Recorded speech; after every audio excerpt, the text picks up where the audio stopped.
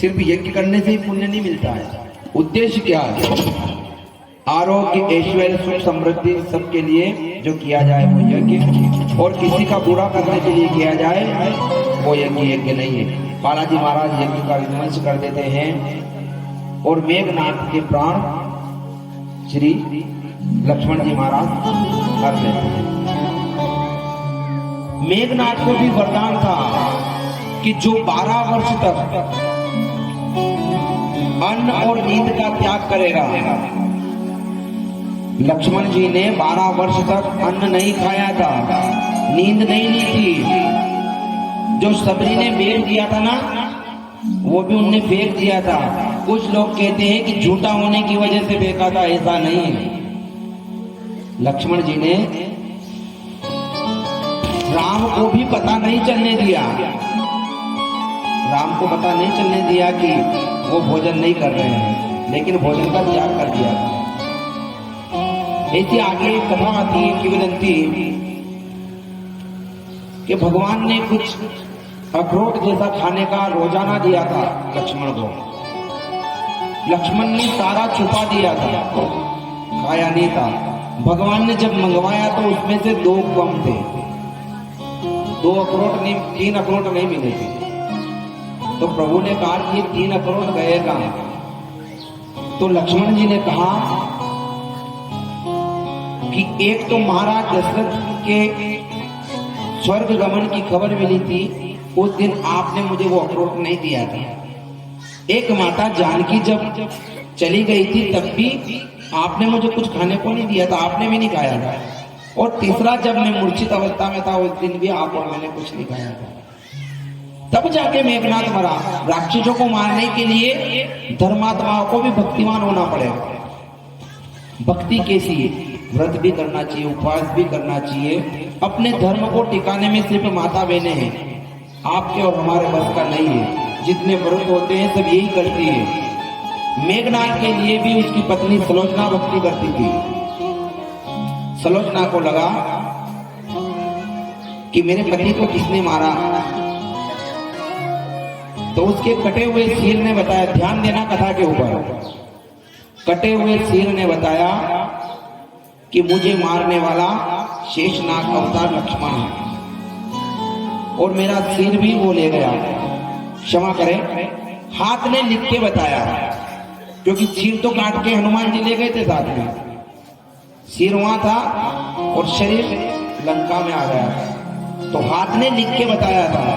ये बात जाकर सलोचना रोने लगी।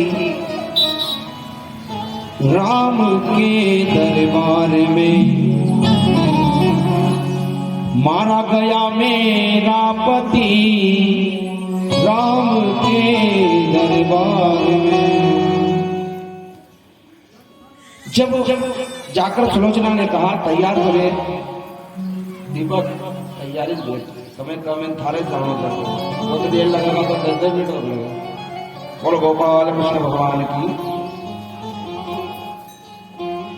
सुलोचना ने जाकर राम जी से कहा, सारी रीछ, भालू, वानर सब हंसने लगे कि कोई भूजा भी लिख सकती है कटी हुई। राम ने कहा, देखो किसी का ऐसे अपमान नहीं करना चाहिए। तो सलोचना ने कहा, सलोचना की सती थी, वो पति से प्रेम करती थी, पति की भक्ति करती थी। पतिव्रता स्त्री और पत्नीव्रता पुरुष, इनकी भी शक्तियां चलती है, लेकिन होना पड़ता है स्ट्रॉन्ग, श्रद्धा रखना पड़ती है। भगवान का कोई अलग रूप नहीं है। सलोचना ने कहा कि मेरा मान सम्मान जा रहा है, अगर मैं सत्य हूं तो मेरा कटा हुआ, मेरे पति का कटा हुआ सिर हंस के बताएगा। जोर जोर से वो सिर हंसने लगा। सब सलोचना के चरणों में गिर गए। अब ये कथा पता चली, रावण को भी मेघनाथ भी मारा गया। सारी सेनाएं धीरे धीरे करके अस्त व्यस्त होने लगी। कुंभकर्ण को जाकर जगाया। कुंभकर्ण उठा, उठ कर कहने लगा कि तात मुझे क्यों जगाया। सारी बात बताई कि कैसे माता जानकी का हरण हुआ। कुंभकर्ण कहता है कि भाई तुमने जगत जननी जगदम्बा का हरण कर लिया है, तुमने मौत को बुलावा दे दिया है, तुमने प्रभु का अपमान किया है, तुमने भगवान से बेर कर लिया है। दुनिया से बेर हो तो भगवान बचा ले, जब भगवान से ही बेर हो फिर बचाने वाला कौन? लेकिन फिर भी चिंता मत करो, मैं अपना भाई धर्म निभाऊंगा और युद्ध में अभी जाऊंगा। कुंभकर्ण कनक मुद्राकार शरीरा, कुंभकर्ण को आता हुआ देखकर वानर सेना घबरा गई कि इतना भयंकर शरीर वाला कौन आया। विभीषण ने कहा कि ये मेरा भाई कुंभकर्ण है, तुम सब पीछे रहो, मैं जाता हूं। कुंभकर्ण ने जाकर विभीषण को देखा, विभीषण ने प्रणाम किया। कुंभकर्ण ने कहा कि तू धन्य है भाई, जो प्रभु श्री राम की सेवा तुझे मिल गई, तू धन्य है, तू अपने कुल का नाम करेगा। राक्षस होते हुए भी तू प्रभु की भक्ति में अपना नाम रोशन करेगा। लेकिन मेरी बात ध्यान से सुन, मेरी आंखों में काल घुस गया है, मेरी आंखों से दूर चला जा, वरना सबसे पहले मेरे हाथ से तू ही मारा जाएगा। कितनी बड़ी भक्ति है। कुंभकर्ण जानता है कि रावण की तरफ से लड़ना है, सामने अपना भाई है, लेकिन राम की तरफ से लड़ रहा है, भक्त है, उसे धन्यवाद भी दे रहा है, लेकिन बोल रहा है कि तू यहां से अलग चला जा, दूर, मेरे को दिख मत तू, वरना सबसे पहले मेरे हाथ से तू ही मारा जाएगा। राम जी ने कुंभकर्ण के हाथ पांव सब अलग अलग टुकड़ों में तोड़ के गिराए, एक साथ गिरे तो सेना सारी फट जाए। जब पता चला रावण को कि कुंभकर्ण भी मारा गया, नारायण तक वगैरह आदि ऐसे थे राक्षस जिनको बुला बुला के मरवा दिया। पाताल में एक अहिरावण रहता था।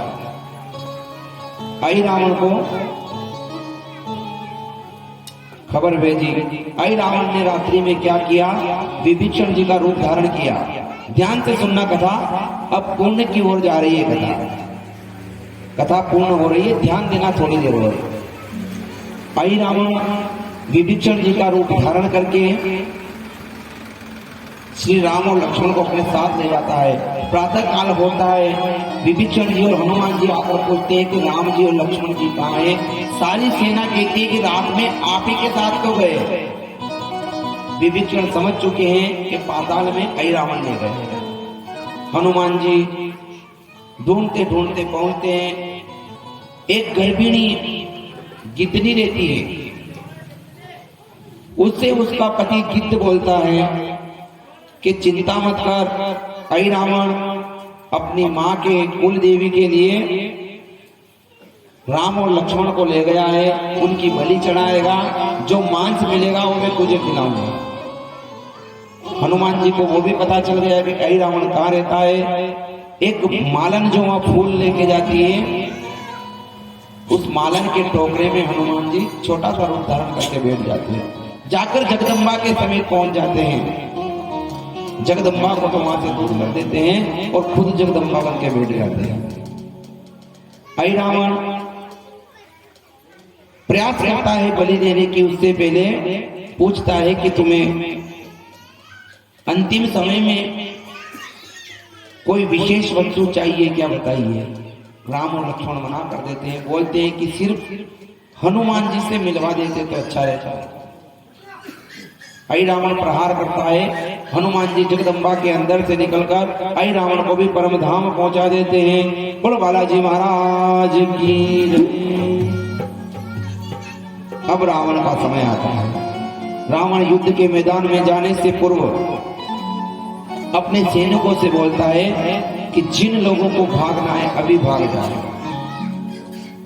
प्रातः काल होते ही मैं युद्ध के लिए निकलूंगा, और अगर वो दोनों युद्ध से भाग नहीं गए तो उन्हें जीवित नहीं छोड़ूंगा।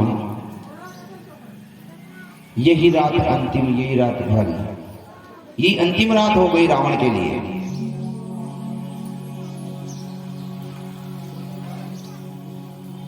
युद्ध के मैदान में पहुंचा रावण, जाकर बोलता है कि तूने बड़े बड़े योद्धा मारे होंगे, लेकिन आज तेरा पाला दशानन रावण से पड़ा। सभी योद्धा रावण का सामना नहीं कर पाए। राम जी गए, राम ने बाणों की वर्षा कर दी, उसकी गर्दन में बाण मारे, गर्दन टूटे, फिर दूसरी आ जाए, हर जगह बाण मारा, रावण मरने को तैयार नहीं। रावण जोर जोर से हंस रहा है। रावण को कभी अपनी हार दिखती ही नहीं है। रावण ये हार मानने को भी तैयार नहीं है। इतने में विभीषण जी महाराज आते हैं। विभीषण जी आकर बोलते हैं कि इसकी नाभि में अमृत कुंभ है, अगर वो कुंभ को सुखा दिया जाए तो फिर रावण को मारना मुश्किल नहीं है। ये कथा एक चीज और ये सिखाती है कि सबकी नाभि के अंदर, सबके हृदय के अंदर काम, क्रोध, मद, लोभ, ये कुछ चीजें भरी हुई है। उनको निकाल फेंको, फिर अंदर का रावण भी मर जाएगा, सब श्री राम के समान हो जाएंगे। रावण ने आवाज लगाई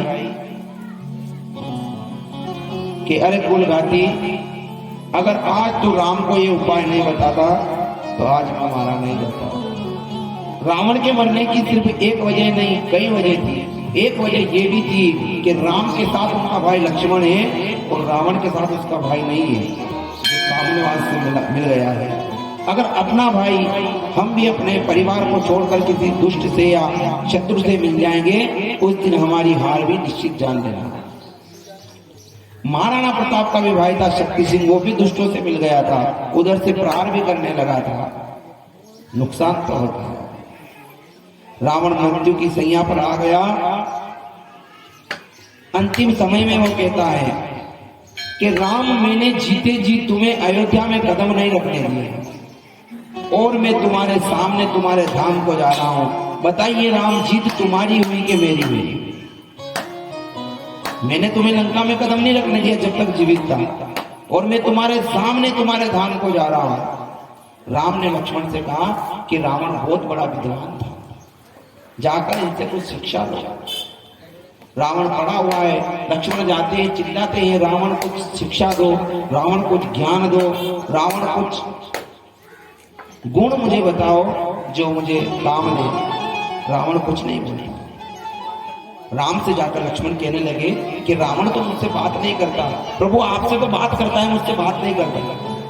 कि तुम मुझसे कुछ लेने गए थे, ज्ञान लेने गए थे, और जब किसी से ज्ञान लेने हम जाएं तो उसके चरण की तरफ रहना चाहिए। तुम सिर की तरफ खड़े थे, सिर पे चढ़कर किसी से कुछ लिया नहीं जा सकता। कहते अपनी भाषा में कि बाप बन के कुछ नहीं खा सकते, बेटे बन के खा सकते हैं। लक्ष्मण जी गए चरणों में, जाकर पूछा कि रावण, मुझे कुछ नैतिक शिक्षा दो, कुछ ज्ञान दो, मेरे राजगुरु बन जाओ। रावण ने कहा कि आज का काम कल पर नहीं छोड़ना चाहिए। मैंने सोचा था कि सोने में सुगंध भर दूं, मेरा ये सपना अधूरा रहा। मैंने सोचा था कि स्वर्ग तक सीढ़ियां लगा दूं, मेरा ये सपना भी अधूरा रहा। मैंने सोचा था कि जितना बड़ा समुद्र है इसको ढकने के लिए कुछ बना दूं, ये सपना भी अधूरा रहा। अर्थ इस बात का ये है कि आज का काम आज करें, कभी भी मोह माया में उलझकर, आलस में उलझकर कल पर नहीं टालें। अब मंदोदरी आदि रानियां विलाप कर रही है। मंदोदरी बोल रही है कि आपके पास क्या नहीं था, आपने बड़े बड़े देवताओं को भी युद्ध में परास्त कर रखा था, लेकिन तुम्हारा चरित्र यदि नहीं बिगड़ता, तुम्हारे कर्म नहीं बिगड़ते, आज तुम्हें मृत्यु की सैया नहीं मिलती। कुछ लोग कहते हैं कि रावण माता जानकी का हरण करके अशोक वन में रखा। सच ये नहीं है। सच ये है कि माता शक्ति में इतनी ज्वाला है कि रावण की पिताजी की भी ताकत नहीं कि मां को छू सके, वो उसकी मजबूरी है। रावण दुष्ट था, चरित्रहीन था, रावण शक्तिशाली था, सब कुछ था, लेकिन पद मिलने के बाद चरित्रहीन हो गया। ये बात मंदोदरी कह रही है कि यदि आप चरित्र पर रहते तो आपकी ये दशा नहीं होती। इधर सुलोचना रोते हुए आई और कहती कि आप अहंकारी थे। रावण को बोल रहे हैं ऐसे कि आपका अहंकार पूरे परिवार को ले डूबा, क्योंकि उसका पति भी मर गया मेघनाथ। इधर विभीषण बोल रहे हैं कि तुम राम विमुख नहीं होते तो तुम्हें कोई नहीं मार सकता था। कई कारण थे रावण के मरने के। विभीषण जी को राज तिलक पहले ही कर दिया था। बालाजी महाराज गए माता जानकी को सम्मान लेकर प्रभु के समीप आए। लक्ष्मण हो धर्म की नेगी पावक प्रकट करो तुम वे। माता जानकी कहती है तुम अग्नि प्रकट करो, मुझे अग्नि से होकर गुजरना पड़ेगा। अग्नि परीक्षा जिसे हम मानते हैं, परंतु सच ये है कि माता जानकी तो अग्नि देवता के पास ही थे। अग्नि देवता से जानकी लेना है। लक्ष्मण क्रोधित हो गए कि भैया राम आप क्या बोल रहे हो, क्या मैं माता जानकी की परीक्षा लूंगा? अगर ऐसा होता है तो ये उनका पुत्र खड़ा है। जो कोई अपनी जीवा से राम के लिए माता जानकी के लिए गलत निकालेगा उसका गला में काटेगा। समझा बुझा कर इधर सुग्रीव भी उनके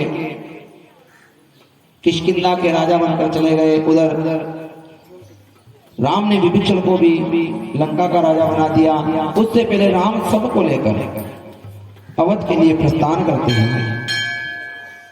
बोलो बालाजी महाराज की जय। अवध में जिस दिन राम पहुंचने वाले होते हैं उस दिन हम सब दीपावली मनाते हैं, दीपक लगाते हैं। हमारी कथा जो है, प्रभु की कथा, जितने भी हमारे धर्म शास्त्र है बहुत सोच समझ के बना रखे हैं, बहुत सोच समझ के बना रखे हैं। इनमें कोई गलती नहीं निकाल सकता है। रावण कब मरा था? रावण कब मरा था? तिथि कौन सी थी? अरे किसी को तो याद होगा, दशहरा था ना, दशहरा। और दीपावली कब आती है? दशहरे के 20 दिन बाद, 20 दिन बाद आती है ना। कभी भी आजकल मोबाइल का जमाना है, गूगल का जमाना है, उस पर सर्च करना मैप पे लंका से अयोध्या की दूरी पैदल 20 दिन लगते बराबर। सर्च करना कभी भी, तब जाके लंका से अवध अयोध्या लिखना, और लिखना पैदल, वाहन नहीं। पैदल का भी आता है, 4 पांव चलने वाला, बराबर 20 दिन बताएगा दूरी। और इधर अपना शास्त्र भी कहता है कि दशहरे पर रावण को मारकर भगवान श्री राम अवध आ गए थे 20वें दिन। धर्मशास्त्र अपना सबूत के साथ चलता है, विज्ञान के आधार पर चलता है हमारा शास्त्र। भरत जी इंतजार कर रहे हैं कि भैया राम कब आएंगे। हनुमान जी ने जाकर कुछ खबर सुनाई कि भैया राम अवध में आ चुके हैं शीघ्र ही। बोल सियावर रामचंद्र भगवान की जय। सब मिलकर कीर्तन करेंगे। पंडित जी नैवेद्य लगाना। सजा दो घर को गुलशन सा, अवध में राम आए। सजा दो घर को गुलशन सा, अवध में राम आए। सजा दो घर को गुलशन सा, अवध में राम आए। सजा दो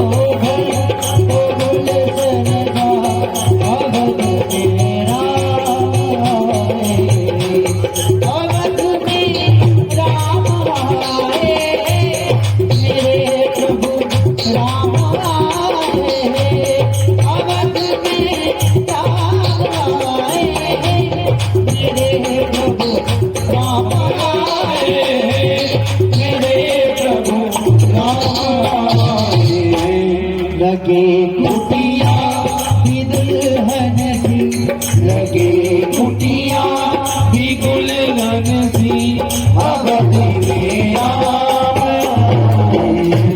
सजा दो दुल्हन का, अवध में राम आए।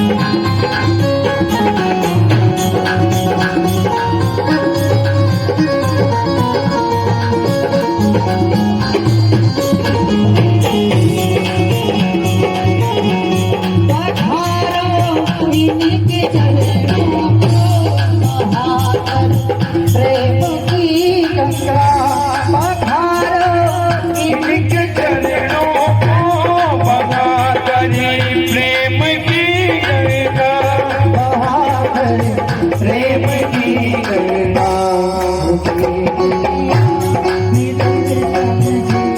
लगे कुटिया बिगुल गणती नवध में राम आए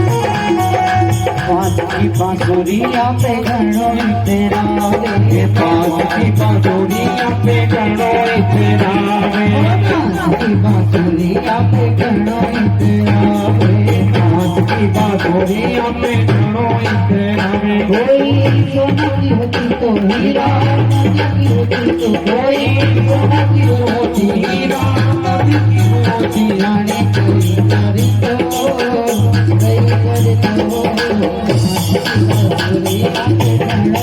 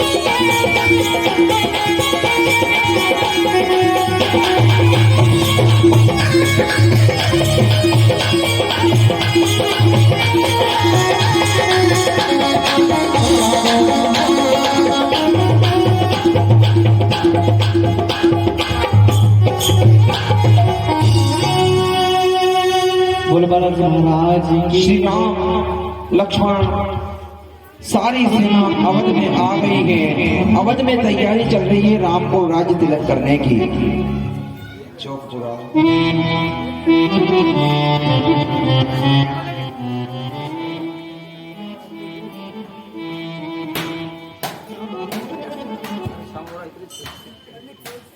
चौक पुरावो मंगल गावो आज मोरे प्रभु घरे आवे आज मोरे प्रभु हरि आवे।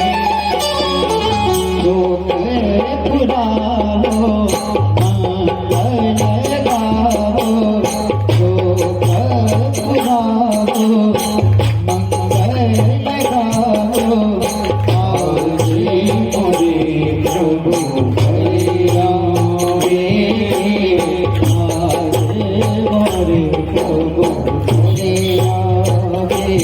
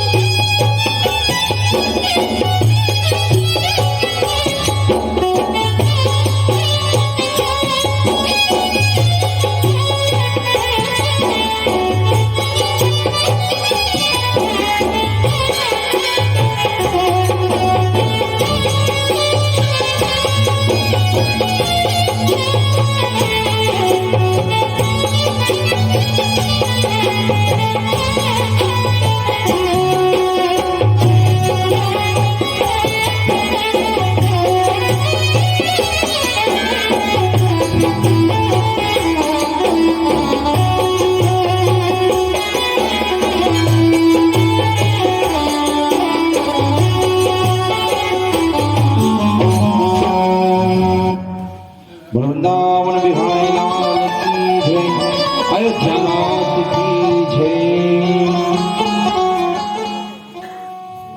भगवान की श्री राम की कथा का हम सबने आपने श्रवण किया। इस कथा को श्रवण करने से क्या फल मिलता है, इसकी सार्थकता क्या है। आइए सभी मिलकर इसकी सार्थकता में प्रवेश करते हैं। ध्यान से सुने, हो सके अगर सिर ढकने के लिए कुछ है तो अपना सिर ढक के भगवान की सार्थकता का गुणानुवाद सुने। सिर ढकना जो चाहे वो ढक सकता है। अगर ये दुपट्टा हो तो सिर ढक के भगवान की कथा का सार्थकता में प्रवेश करते हैं। ओम श्री रामाय चरणकमलेभ्यो नमः। बालकांड, जिसमें भगवान ने अपनी बाल लीलाओं के द्वारा प्रभु का अवतार जो हुआ उसमें बताया है कि मर्यादा में रहकर किस प्रकार से विश्वामित्र मुनि के साथ उनके यज्ञ की रक्षा करी थी। उसके बाद अयोध्या कांड, रघुकुल रीत सदा चली आई, प्राण जाए पर वचन न जाए। अपने रघुकुल की रीत के बारे में बताया कि वचन के खातिर पिता के वचनों का पालन करने के लिए वन को चले गए। अरण्य कांड, यानी उस अभिमान जाय जनि भोरे में सेवक रघुपति मोरे। अरण्य कांड बताता है कि संसार कुछ नहीं है, सिर्फ परमात्मा ही अपने हैं। उसके बाद आता है सुंदर कांड का हनुमंत विपति प्रभु सोई, जब तब सुमिरत भजन न होई। हनुमान जी कहते हैं कि जिसके ऊपर प्रभु की कृपा है उसके ऊपर कभी विपत्ति नहीं आ सकती है। लंका कांड, संत कई असनीति दशासन, चौथेपन नाही नृपकानन। मंदोदरी रावण से कहती है कि हे दशानन, संतों का मत है कि चतुर्थावस्था में राजा को वन में रहना चाहिए, न कि मोह माया में फंसना चाहिए। उत्तरकांड कहता है सरल स्वभाव न मन कुटलाई, जता लाभ संतोष सदाई। हमेशा हमें संतोष करना चाहिए। दारुण अविद्या पंच जनित विकार श्री रघुपति हरे, सबके पंच विकार को श्री रघुपति हरे। उस परमात्मा को कहना है कि हे परमात्मा, इन कथा के अंदर 7 दिवस में हमसे कोई भूल चूक त्रुटि हुए तो परमात्मा हमें क्षमा करना, और उस परमात्मा से प्रार्थना करना कि हे परमात्मा, इस प्रकार से सत्संग, इस प्रकार से भक्ति, इस प्रकार से यज्ञ हवन परमात्मा हम सबके जीवन में आते रहे और हमें भक्ति मार्ग पे चलाए। वृंदावन बिहारी लाल की जय। ये मनुष्य का जीव है, कुछ न कुछ तो करेगा। पुण्य नहीं करेगा तो पाप करेगा, अच्छा नहीं करेगा तो बुरा करेगा, चुपचाप नहीं बैठेगा। तो इसको पुण्य कर्म में लगाना है। पुण्य कर्म यदि हम सब करेंगे तो पाप नहीं होंगे। इस प्रकार से माता गौरा से शिव जी बोल रहे हैं कि उमा कहूं में अनुभव अपना, बिन सत्संग जगत सब सपना।